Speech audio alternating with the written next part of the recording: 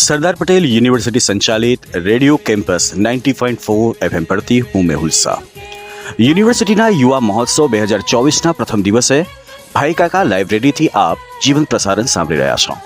આ સ્પર્ધામાં વિવિધ પ્રવૃત્તિઓ થઈ રહી છે, ત્યારે એક પ્રવૃત્તિ જે હવે થવા જઈ રહી છે તેના એક પ્રતિયોગી આપણી સાથે છે, તો જાણીએ આ યુવા મહોત્સવ વિશે તેઓ શું વિચારે છે. Good afternoon madam. Good afternoon sir. આપ કઈ કોલેજમાંથી આવો છો? હું Shri AN Patel PG institute and રિસર્ચમાંથી આવું છું. અને આપ અત્યારે અહીંયા હાજર છો, હા. એ કઈ ઇવેન્ટ માટે છે? Spot photography. ફોટોગ્રાફી તમારો શોખ રહ્યો છે? હા. તમે એ લર્ન કઈ રીતે કર્યું છે? બાય બોર્ન, લર્ન નથી.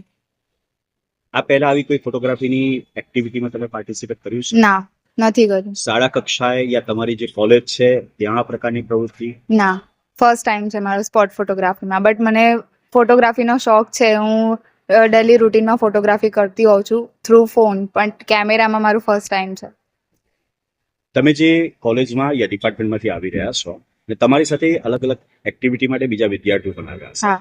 તો આ બધી એક્ટિવિટી કરાવવા માટે તમારી સંસ્થા, ચરોતર એજ્યુકેશન હોય યા તમારું ડિપાર્ટમેન્ટ, હા, એ કેટલી અંશે તમને પ્રમોટ કરે છે, સહયોગ આપે છે? બધી રીતે જે બી અમારે જે બી રિક્વાયરમેન્ટ્સ હોય, જે સપોર્ટ જોઈએ, બધી રીતે અમને સપોર્ટ કરે છે. A to Z. ઇવન વ્હીકલનું બી સર મેડમ અમને હેલ્પ બસ કરે છે. મોકલી છે?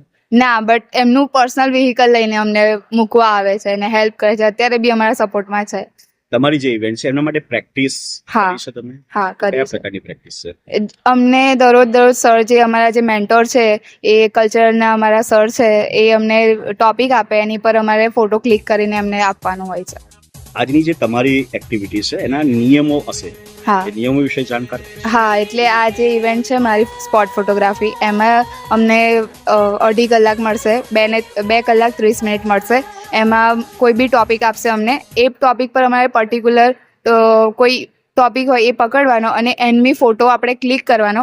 એ ફોટોમાં એક કોન્સેપ્ટ આવવો જોઈએ, ક્લિયરિટી આવવી જોઈએ, અને આપણે જે પોર્ટ્રે કરવા માંગતા હોય એ આપવું જોઈએ.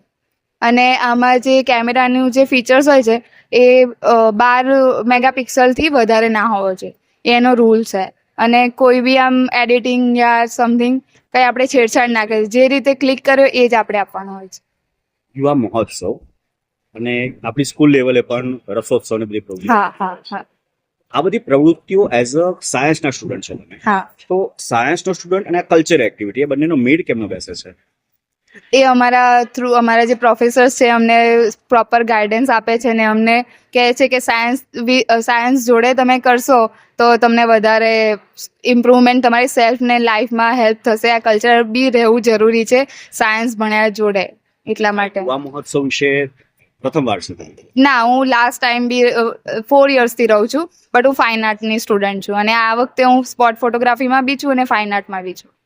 તો આ વર્ષે પર્ટિક્યુલર હા. 2024માં હા. તમારી આ યુથ ફેસ્ટિવલમાં તમારા પરફોર્મન્સને અનુલક્ષીને શું અપેક્ષાઓ છે? અપેક્ષાઓ છે કે મારો નંબર આવી જાય, સ્પોટ ફોટોગ્રાફીમાં ફર્સ્ટ આવું છે મારે.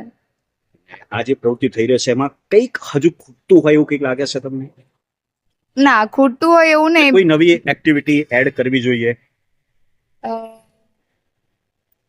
વિચારવા જઈએ તો બધી રીતે જે સ્ટેજ પરફોર્મન્સ હોય એ થોડું વધારે લોકોને લાભ મળે, એ માટે બધે કહેવું જોઈએ કે આ યુથ ફેસ્ટિવલ છે. બીકોઝ અમુક કોલેજો એવું છે જેમને ખબર નથી હોતી વોટ ઇઝ યુથ ફેસ્ટિવલ.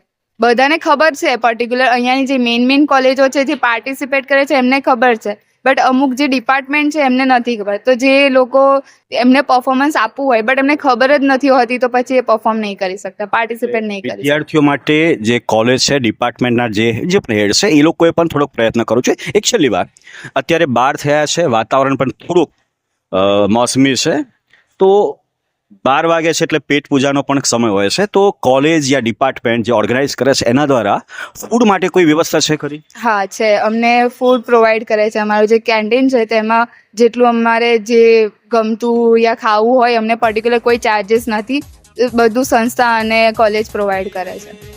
ખૂબ ખૂબ આભાર મેડમ. અને તમે આ જે પણ તમારી બે ઇવેન્ટ છે એમાં તમારી જે અપેક્ષા છે એ પ્રમાણે તમે પરિણામ લાવો, તમારી શાળા, કોલેજ અને યુનિવર્સિટી માટે એક સારા સ્પર્ધક થઈને બહાર આવો તેવી અપેક્ષા. Thank you.